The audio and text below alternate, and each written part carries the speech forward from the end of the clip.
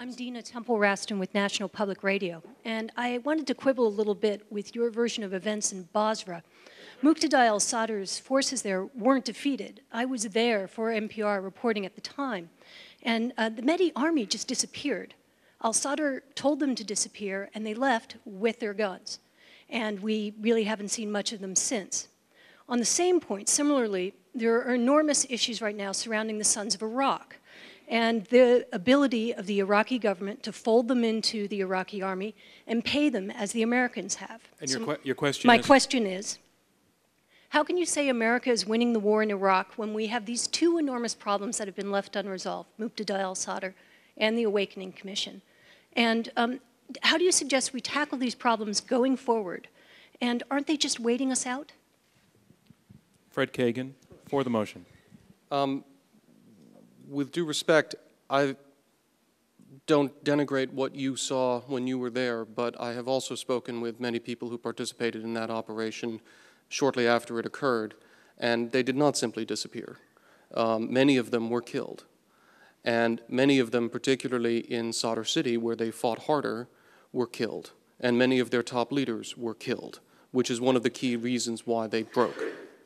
And if you look at what is actually going on within the Shi'i community now, and you look at what Sadr has done, and you ask the question, are there Sadrist networks that remain in Iraq? The answer is, of course there are. Then the next question, will they take Sadr's order if Sadr tells them to rise up again and do this or that or the other thing?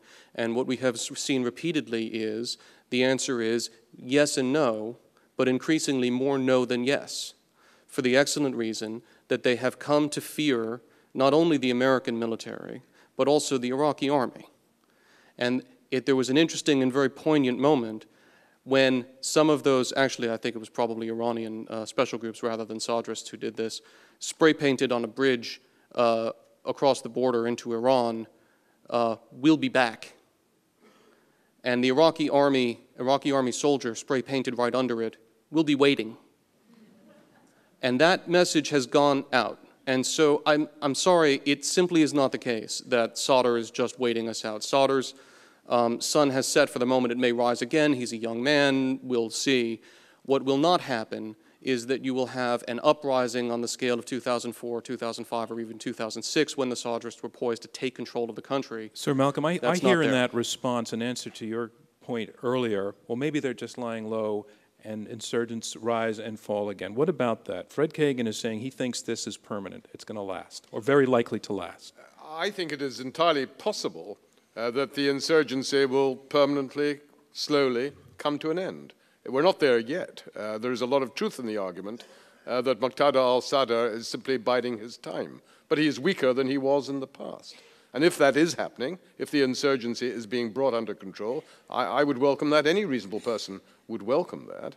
But that doesn't mean we've won the war. To win the war, or to be even winning the war, means we are approaching the stage where we can say this whole operation was worthwhile. The last 5 years was right and justified. That's a very different question. May I make a brief comment about this? Charles Ferguson. Look, it is possible that Iraq will stabilize and the insurgency will fall away gradually. However, this idea, this portrait of an incipient paradise that Mr. Kagan paints is unfortunately just not right. There are enormous tensions still inside Iraq.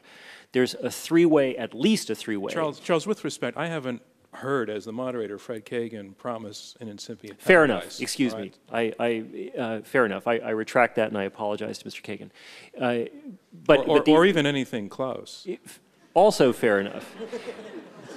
But the idea that we are reaching and it's within sight that we have a stable situation in Iraq simply is not true. There are enormous tensions over Kirkuk, which could erupt into military conflict. That issue remains entirely unresolved. There's at least a three-way, possibly a 4 or 5 or 6-way fight among various Shiite groups for control of the south, including Basra. It is true that the Sadrist movement remains fairly strong. The integration of the roughly 100,000 Sunni Awakening Council, concerned citizens, members into the security forces and into Iraqi society remains extremely unclear and uncertain, and is largely being forced by the Americans onto an extremely unwilling central government. So it's not, this country remains very fragile, and none of the proposals for withdrawing American troops have envisioned anything more than a withdrawal of roughly 1/3 of total U.S. forces. Withdrawing all U.S. combat forces would withdraw only about 25% of total U.S. forces in the area, not even counting the private military contractors.